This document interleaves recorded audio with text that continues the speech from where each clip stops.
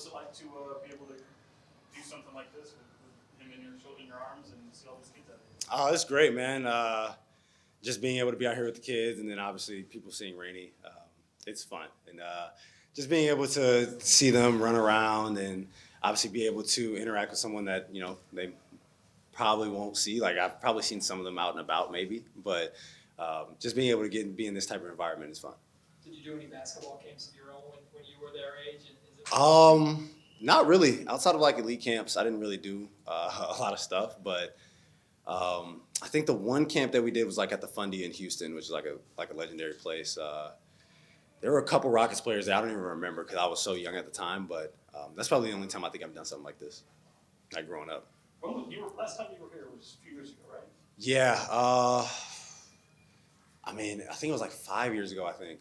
Wow. Yeah, I think it was like after my second year, I think. So yeah, it's been a while since I've done a camp. How have you seen just your camps evolved over the years since maybe your first one to where you are now? Oh, well, I mean, I think as a player, I've evolved. Obviously, I've gotten older. As a team, we've gotten better. So I definitely think you start to see kids kind of gravitate towards you guys a little bit more. So this camp is definitely, I feel like, a few steps above the last camp that I've done. Do you have a mission that has changed since the first time you tried to do this? As far as the camp goes? Mm-hmm. I mean, not necessarily. We had a lot of walk-ins. Obviously, we tried to promote it as much as possible. But no, I mean, just try to get as many kids as we can here to just enjoy themselves. Obviously, the summer just started. Kids just got out of school. Obviously, parents want to, kind of get their kids out of their face, and we're just trying to give them a place to do it, a place to be safe, and then a place for their kids to have fun. obviously SAC has really embraced you? How much do you use this as an opportunity to kind of give back in that way? Oh, all the time, man. That's something that we kind of want to make this a little bit more annual. Obviously, putting these things together isn't easy. Trying to get a staff together and things like that. But I mean, without them, we couldn't make this stuff work. And obviously, my face is on it, my name is on it. But they're doing the majority of the work. And for me, just to be able to be out here for a few days and just to be able to touch everyone and being able to put a smile on everyone's face, I think is the main priority for me. How's the offseason going? How you feeling? And just, I guess, where you're at right now. I still got a lot of time left. Yeah. I mean, it's been good. I didn't do anything the first 3 or so weeks. And then since then, I mean, you hit the ground running. Obviously, not making playoffs, you have a lot more time to start working out. But you guys are definitely putting work in right now. Have you hit up Jason at all and congratulated him at all? No, not yet. I mean, after you win a championship, you got a lot of other things. So, I mean, obviously, we're extremely happy for him, someone that I grew up with. And that's a step that, I want to be able to get my team to. Well, obviously, Mike is going to be around for a considerably longer time now. I don't know if you kept up with it all, but just what kind of piece does that put you with? Yeah, I mean, I talked to him. Obviously, I've been with Luke Locks a lot and kind of talked about the situation a little bit, kind of right before and then right after. But, I mean, we always talk about, having that type of stability.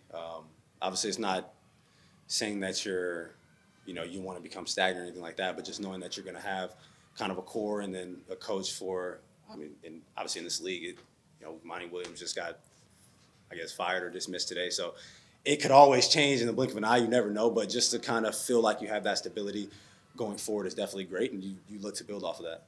Does that make it easier for you to kind of know the way that you want to go forward? You've had a lot of coaches, but now they're kind of once in place. Yeah, definitely. I mean, if you count Alvin, I think this is my fourth coach. So this is my fourth coach. And, I mean, I kind of came into a situation that was anything but stable.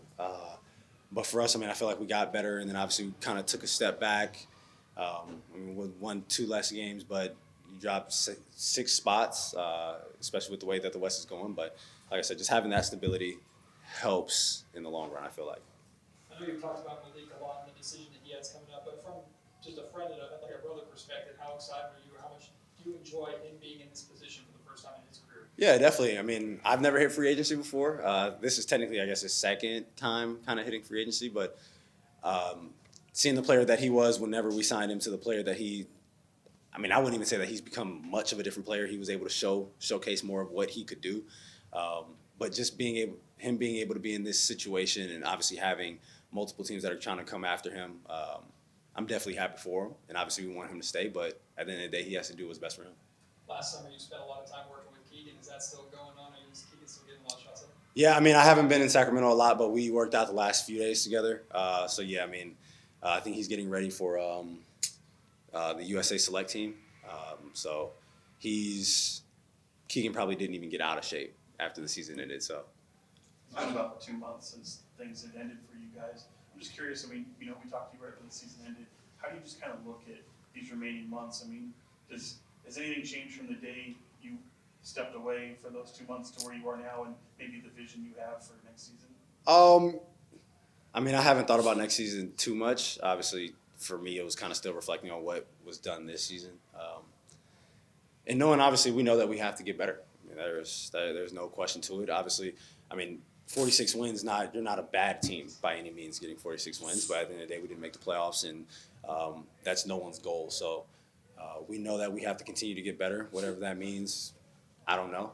If it's pieces, if it's the guys that we have right now that have to just get better, then that is what it is. But some point, some way, somehow, we have to be able to get better. Is there one thing top of mind? I mean, certainly it can happen organically, and obviously you guys add things, but is there something that top of mind where you look at it, man, this has to improve? I mean, I think at the top, if we make free throws, we probably win 52, 53 games. So do we need to make a big swing? I don't know. Is there small, minor tweaks here and there? Maybe. I don't have those answers, but I do know if we weren't the last team in free throw percentage, then we're looking at this season like it's an entirely different season. That So. can't sit well. No, not at all. I mean, we could have been even just a little bit below average, and we have 50 wins, and we're not even in the play-in. So, like I said, I think I've spent more time reflecting on this season than I've thought about going into the next season. At the same time, the final third of the season defensively, we saw a real jump from the team as a whole. I know Davion talked about the physicality and how much the team is playing physical. How sustainable do you think the way that you guys were playing defensively at the end of the season is for a full 82 games? Well, I think a lot of that had to do with officiating. But I mean, if it's officiated that way from beginning to end, then you don't really need a period to adjust. Because I think after All-Star break, it took teams like 2 or 3 weeks to kind of get adjusted to what the physicality was like and how it was being officiated. But if it's played like that through the entire season, I mean, you'd rather it be consistent all the way through rather than make a dramatic change. As much as they want to say it wasn't a change, like it was a pretty drastic change and everybody noticed it. But if it's like that for the entire season, like you're perfectly fine with it, then maybe we can put together an entire season of good to great defense. Did you enjoy how it was more after the change? I did, because I mean, I still played well after All-Star break, so I'm not, I mean, people talk about ethical hoops. Man, my goal is to put the ball in the basket. If I'm at the free throw line, three-point line, layups, floaters, mid-range, whatever it is, I'm trying to put the ball in the basket. So I'm trying not to worry about what the foul calls are like. But I think I played better after All-Star break than I did before All-Star break. So people can take that as they may. Father's Day just passed, and still a new dad to an extent. But when Father's Day came around, did it click to you that my day is coming as a day for you? I'm not gonna lie to you, man. I'm not big on holidays. The only holiday I'm really, really big on is Christmas. But I mean, yeah, just being able to have your family around and having him, and then obviously we have another baby on the way. Yeah, I mean, you definitely feel a little bit special, and obviously he doesn't even realize it yet. But I mean, he's one of the best things that have happened. So. Ken G here with Harvard Palace YBA as our facility. Your thoughts on the facility? Have you got a chance to look around? Yeah, I love it. Funny enough, man, whenever we had our EYBL event here, it's had to be summer of 2015. I don't know where we played. You played over at the grounds, I think. Oh, so I don't even know. You know what? It was at one of the Air Force bases. I didn't even know we had that. Yeah. So I never knew where it was. I just knew that we played in Sacramento one of the sessions. But no, I mean, I love the facility, man. I think, especially funny enough, because in Houston, we don't have a lot of facilities like that. Like, I think the one that was in the Woodlands flooded during, I think, Hurricane Harvey. Kind of never got renovated. We had League of America that was kind of like this. I want to say it might have been 8 courts, but I think it's used mainly for like volleyball now. So it's great just being able to have facilities like this because kids want to play basketball. Obviously, everybody's not going to be able to. Everyone doesn't want to play outside on hardwood on concrete all the time. Obviously, there are times where you do, but when you can have a facility like this with a lot of courts, it allows kids to come in here, obviously work on their game, be able to compete, and then obviously AAU events are able to be thrown. So it's definitely a great facility. Spoke with Ray. He seemed to be really excited about potential opportunity? Oh yeah. You talked to him like about it? Yeah. Yeah. So he's, I mean, funny enough. So I told UA and Curry Brand that Yeah. I didn't want an AAU team. Like I just never really wanted to get into AAU. And I was like, if I'm gonna do it, I want my father-in-law to Yeah. run it. And I'm like, if he's not running it, I'm not doing it. So.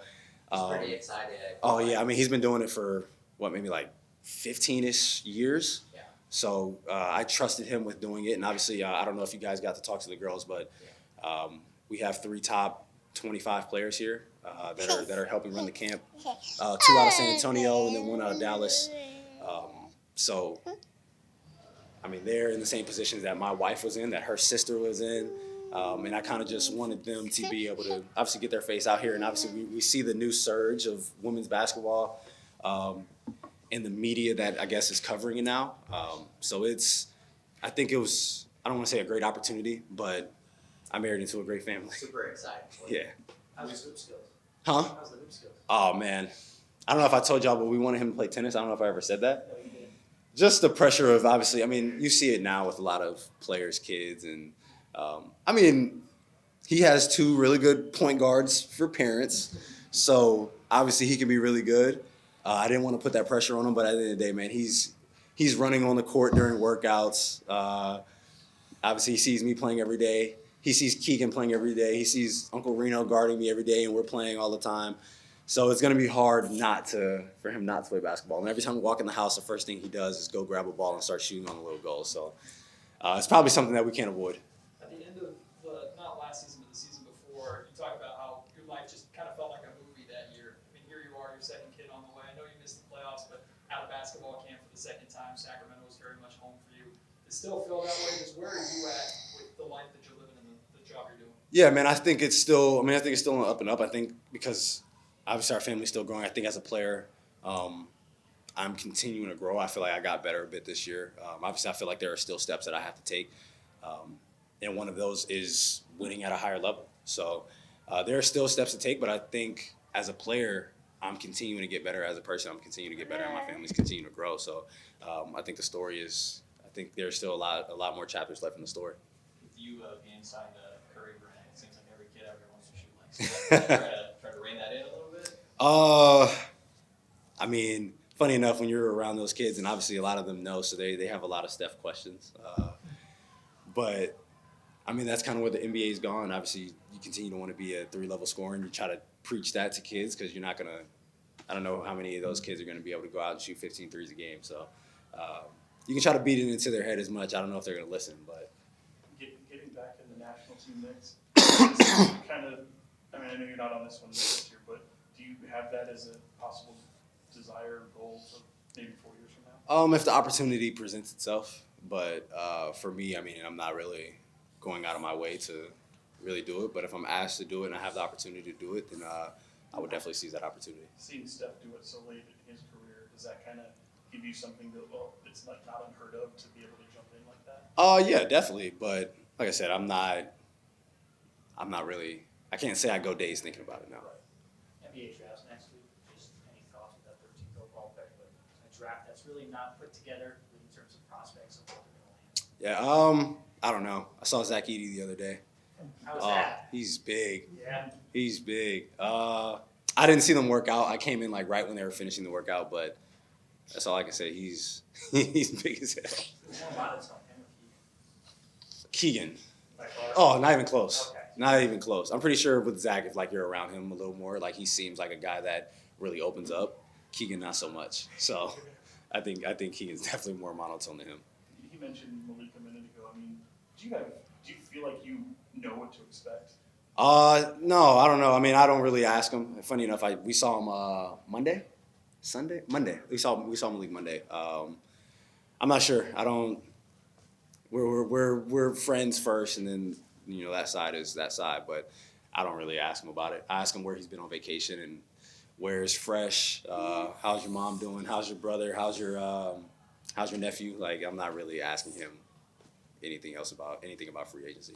Regardless of what happens, you got 2 seasons to play together at the NBA level. Did you quickly fall back into the dorm room times? Did you get back to Kentucky? Definitely, man. Malik's Malik. The same way kind of Cal was with him, that's the way that Mike was with him, giving him the freedom. Obviously, Malik has a big personality, but Mike and Cal's approach to coaching Malik was very, very similar. So, and I think that's a big reason why he was successful, I feel like, as well. Can you go into that a little bit deeper? Because Malik's kind of said the same thing. He feels like Mike and the Kings have enabled him to play the way he's always meant to be played and never got the opportunity to. Seeing that from your perspective, him becoming himself on the court, what was your perspective on that? Yeah, I mean, at the end of the day, like the NBA, obviously a lot of guys are talented, a lot of guys can play, but at the end of the day, it's about roles. What's your role? Can you fill the role that the team needs? And obviously people always talk about, guys not being in the NBA, maybe because they probably couldn't fit a role. Like there's only a certain amount of spots. There are probably guys that are in Europe or wherever they're playing right now. There are better than some guys in the NBA, but they couldn't fill out the role that the team needed them to fill. And I think us giving Malik that bigger role just allowed him to showcase more than he could when he was in previous situations. So a lot of people who watched Malik in college knew that he could put the ball in the basket, but didn't know that he could play make. And then he got into the league, he developed that, and then when he was here, he was able to showcase that. So his role got bigger, and I think he was just able to showcase more than he was able to in the previous years. You spoke about reflecting on last season, and obviously you had the court side, the rest of your family. What did it mean to be able to have such a successful season individually, and also have them here with it? I mean, I think it was big. Obviously, like I said, he doesn't understand it right now. But as he continues to get older and kind of starts to get what's going on and realize that he's courtside, seeing his dad play basketball so many nights out of the year, I think definitely, one, I feel like it should be a confidence booster for him, but two, just kind of realize how blessed that we are. Were you surprised Cal left Kentucky? I mean, they haven't had the greatest years in the last couple of years, but I don't think in the moment that I was surprised. I think, if you asked me 3 or 4 years ago, I would say I was surprised, but in that very moment, I would say no, I'm not surprised. Malik was happy about it, right? Oh, for sure. Now he's like, maybe the people in Arkansas can forgive him. So, because he was like, because obviously we committed before our first games, our senior year. So he played the whole senior season committed to Kentucky while you're playing in Arkansas. For me, no one cared. Like it didn't matter. But you're playing in a place where it's an SEC school, and and his brother went to Arkansas, so it was a whole thing. But I've seen some comments, and people are like, well, we forgive you for taking Malik from us. So